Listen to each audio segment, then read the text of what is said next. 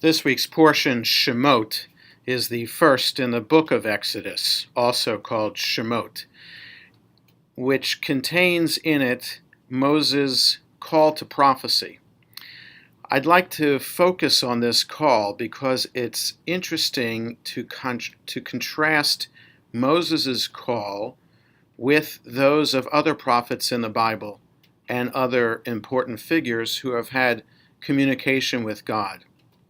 Moses is tending the flocks in chapter 3 of the book of Exodus, and that's when he comes upon this unusual sight, this bush that is enveloped in flame, yet is continuing to burn and not being consumed by that flame.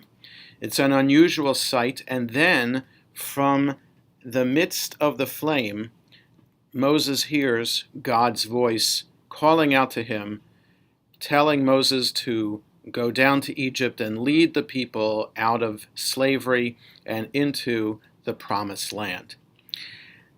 This call to prophecy, this call to the mission by God to Moses, is different from every other call in the Bible.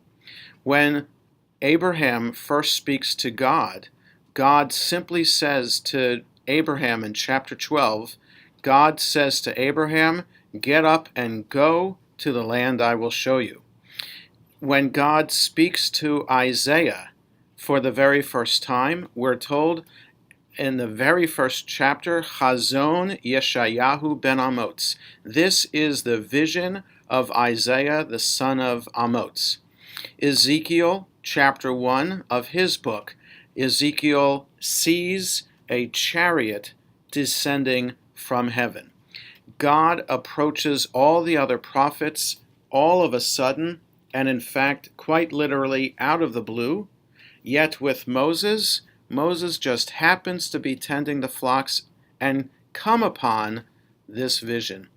What does the Torah want us to learn about Moses? And by extension, what does the Torah want us to learn about prophecy? If every other prophet in the Torah gets their call all of a sudden, then we understand that God has a plan for them. Obviously, God has a plan for Moses, but why didn't God speak to Moses all of a sudden? Perhaps we need to learn this other aspect of prophecy. Sometimes prophets need to feel the impulse themselves, and that once they finally come to terms with that impulse that they may have kept aside or pushed away for whatever reason in the months or years before, until finally something breaks and they finally admit to hearing the impulse. Perhaps that's a lesson for us.